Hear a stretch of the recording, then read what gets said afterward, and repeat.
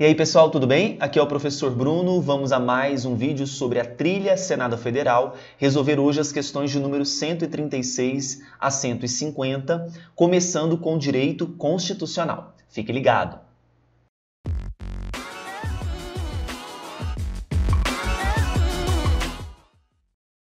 Questão 136. Lauro, Estevão e Cássio são amigos. Lauro jamais prestou concurso público e ocupa cargo comissionado em Secretaria de Estado. Estevão passou em concurso para titular de cartório extrajudicial. Cássio passou em concurso público e ocupa cargo efetivo em autarquia estadual. Os três, por coincidência, fazem aniversário em 1º de abril, quando completarão 75 anos. Com base nessas informações, é possível concluir que na referida data, a. Os três serão aposentados compulsoriamente, b. Somente Lauro será aposentado compulsoriamente, c. Somente Estevão será aposentado compulsoriamente, d. Somente Cássio será aposentado compulsoriamente, ou letra E. Estevão e Cássio serão aposentados compulsoriamente. Já determina o Supremo Tribunal Federal que aquele que ocupa exclusivamente cargo comissionado, aquele que é titular de cartório extrajudicial, não se submete à aposentadoria compulsória aos 75 anos. Portanto, somente Cássio, que passou em concurso, que ocupa cargo efetivo, seria aposentado aos 75 anos. Tá bom? Então, marcaremos como gabarito a letra D, somente Cássio será aposentado compulsoriamente.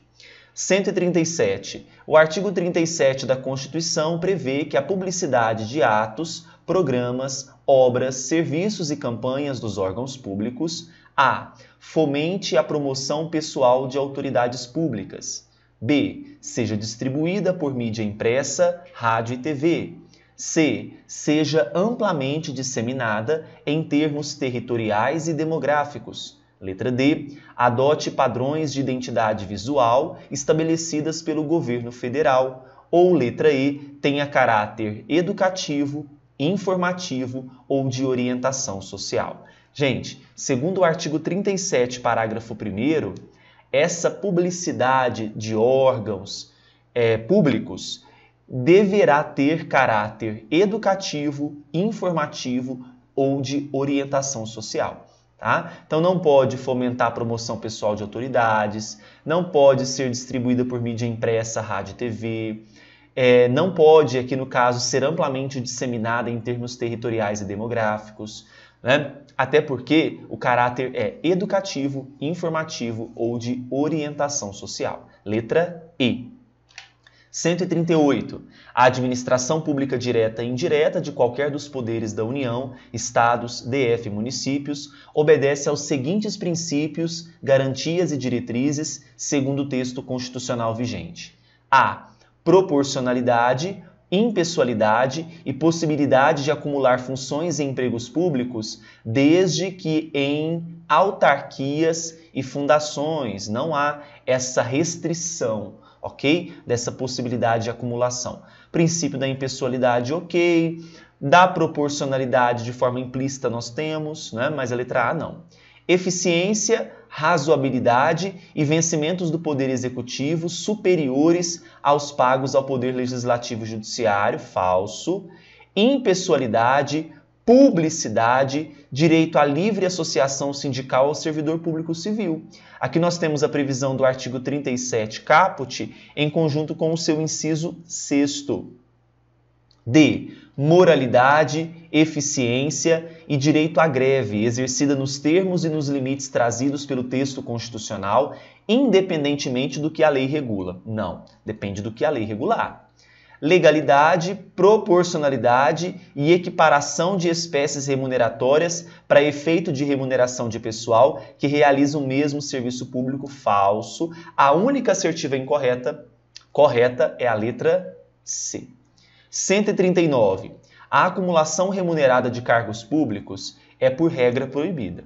A Constituição, contudo, de maneira excepcional, permite expressamente, entre outras hipóteses, havendo compatibilidade de horários, a acumulação de um cargo de jornada parcial com outro de assessoria especial. Isso não está no artigo 37, inciso 16, viu, gente? O artigo 37, inciso 16, eu vou até abrir aqui a nossa Constituição, artigo número 37, inciso 16, diz que é possível 2 cargos de professor, um cargo de professor com outro técnico ou científico, 2 cargos ou empregos privativos de profissionais de saúde com profissões regulamentadas. Tá? Então veja, 2 cargos destinados a profissionais da segurança pública? Não. Um cargo de policial com outro de serventuário da justiça? Não. Até 3 cargos de professor? Não, são 2. 2 cargos privativos de profissionais da saúde com profissões regulamentadas. Letra I. 140.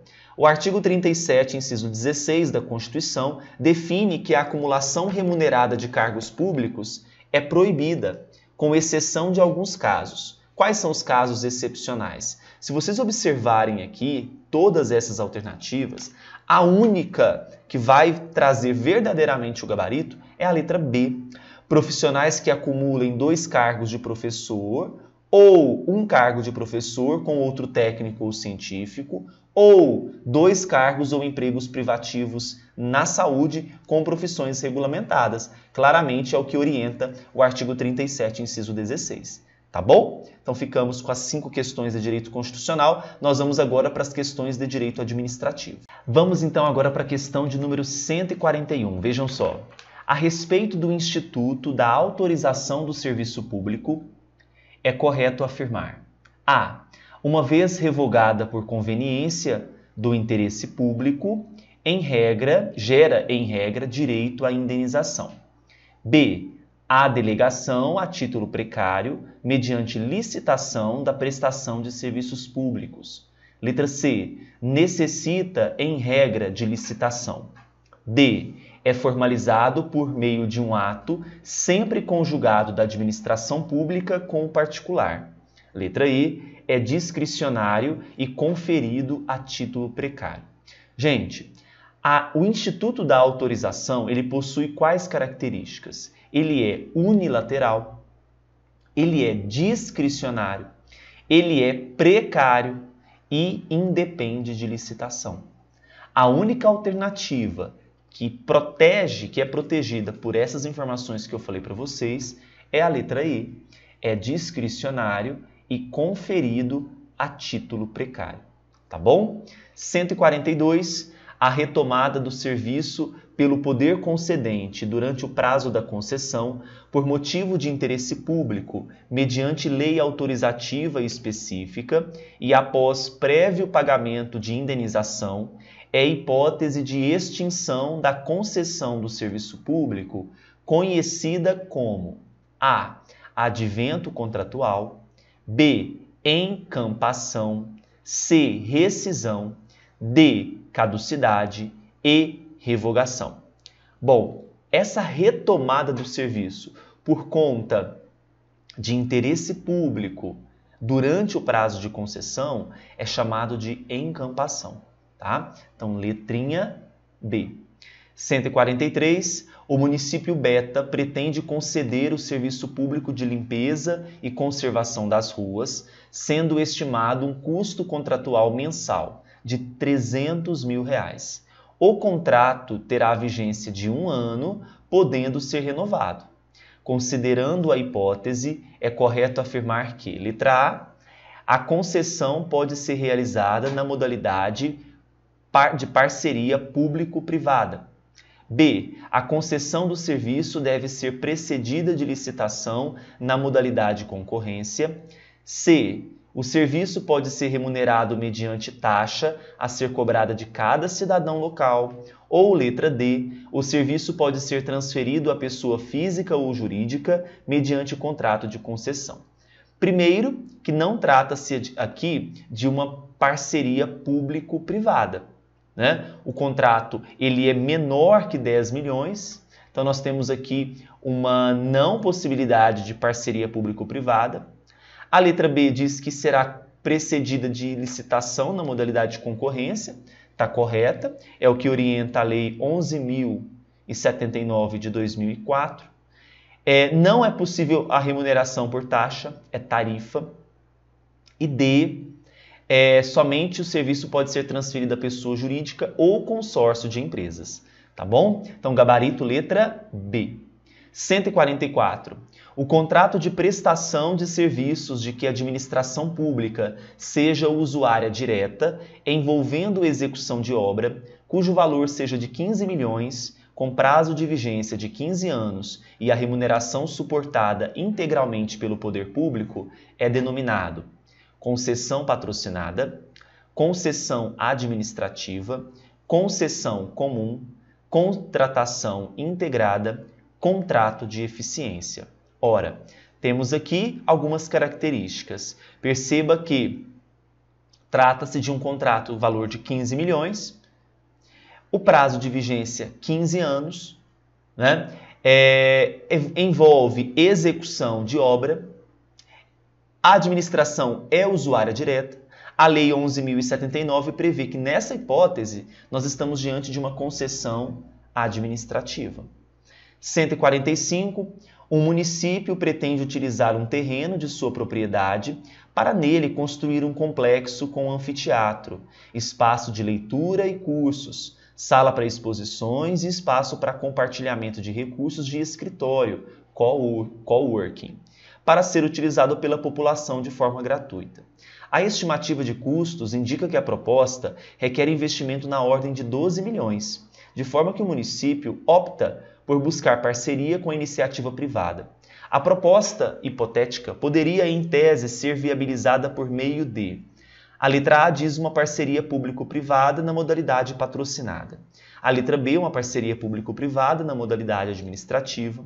Letra C, uma concessão comum. Letra D, um contrato de obras e serviços de engenharia. Ou letra E, contrato de concessão de direito real de uso. Gente, então nós temos o município aqui estimando custos de 12 milhões, em ordem de 12 milhões. Essa parceria com a iniciativa privada, uma vez que busca-se aqui a execução de uma obra, ela se dará na modalidade administrativa. O artigo 2º, parágrafo 2º da Lei 11.079 prevê isso. Vamos agora para as questões de poder legislativo e processo? Questão 146. A fiscalização contábil, financeira, orçamentária, operacional e patrimonial da União e das entidades da administração direta e indireta, quanto à legalidade, à legitimidade, à economicidade, à aplicação de subvenções e renúncia de receitas, será exercida pelo A. Senado Federal, auxiliado pelo Tribunal de Contas da União. B. Congresso, mediante controle externo e controle interno de cada poder.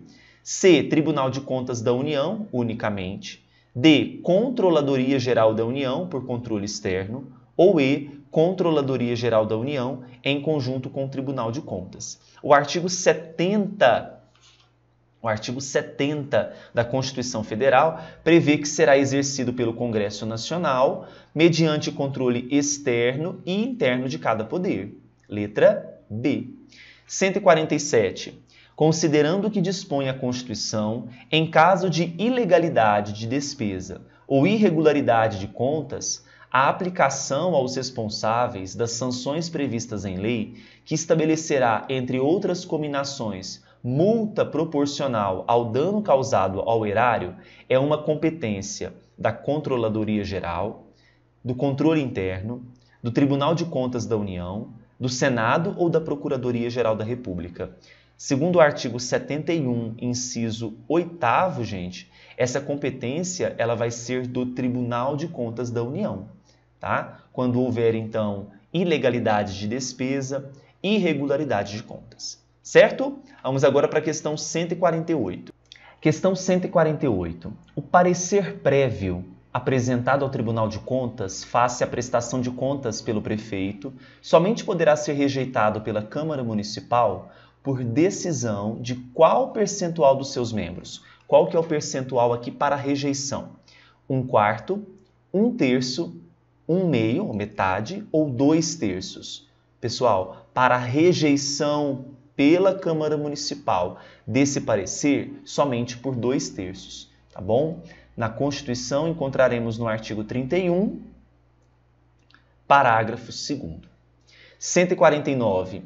A Constituição de 88 prevê a competência do Congresso para exercer a fiscalização contábil, financeira, orçamentária, operacional e patrimonial da União e das entidades da administração direta e indireta.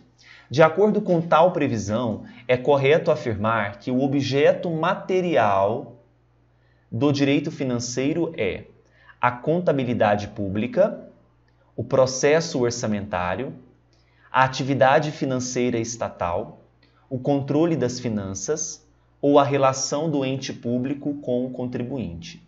Galera, é o seguinte, o objeto do direito financeiro é a atividade financeira estatal, tá bom? Doutrinariamente temos isso, gabarito letra C.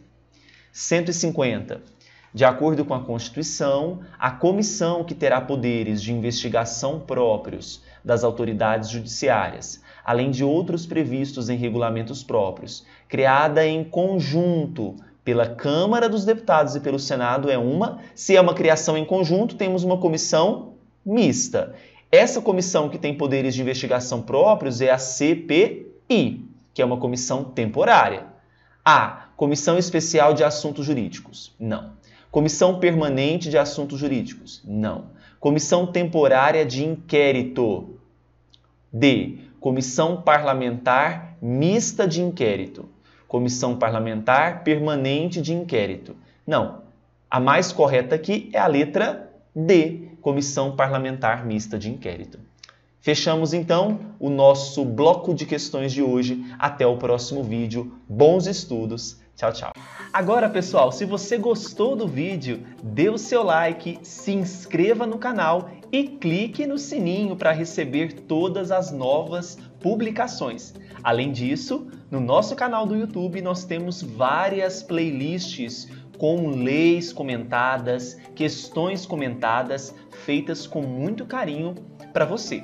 Siga também o professor Bruno Eleitoral no Instagram. Basta você digitar aí @professor Bruno Eleitoral. E no Facebook, www.facebook.com/Cursos Bruno Oliveira. Um grande abraço e até mais.